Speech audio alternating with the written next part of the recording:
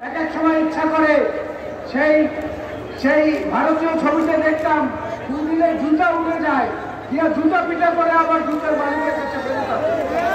যদি সম্ভব হতো সেইটা করতাম। একটা আইনমন্ত্রী আছে আওয়ামী বেয়াদব লীগের, আরেকটা বড় বেয়াদব। এই বেয়াদবটা এখন ডাক্তারি করা শুরু করেছে, এই ডাক্তার জাহিদ ভাইদের ভাগ মারা শুরু করেছে। ওই বেয়াদব বলে সেখানে বেগম খালেদা জিয়ার সুস্থ চিকিৎসা হচ্ছে, এই জন্য তিনি ধীরে ধীরে সুস্থ হয়ে উঠছেন। আইনমন্ত্রী সবচেয়ে বেশি বেআইনি কথা বলে।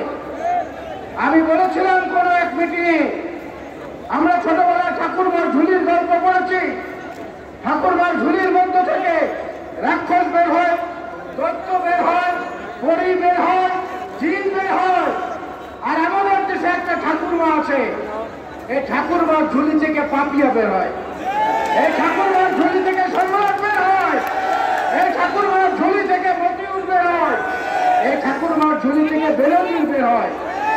আবার একটা অ্যাসোসিয়েশনের বেনজির ভাবে সমর্থন দিয়ে বিবৃতি দেয়, সাংবাদিকদেরকে হুমকি দেয়। এই অসভ্য আওয়ামী বেয়াদব লীগের খপ্পর থেকে দেশকে বাঁচাতে হলে যার উপস্থিতি অপরিহার্য, তিনি হচ্ছেন দেশনেত্রী বেগম খালেদা জিয়া। তাকে মুক্ত করতে না পারলে এই আন্দোলন, এই সংগ্রাম, এই বক্তব্য সবকিছুই মূল্যহীন হয়ে যাবে। তাকে মুক্ত করতে পারলে আমাদের দেশনায়ক তারেক রহমান দেশে ফিরতে পারবে। আমাদের উপরে যে অত্যাচার, নিপীড়ন, নির্যাতন, এগুলো একে একে বন্ধ হওয়ার ব্যবস্থা হবে। সুতরাং আসুন, সমস্ত মোহনার স্রোতকে এক জায়গায় মিলিয়ে এই স্রোত প্রবাহিত করে গণভবনে গিয়ে ধাক্কা দেয়, যাতে তাদের তথ্যকাউন্ট ভেসে শ্রাবণে চলে যায়। আল্লাহ হাফেজ।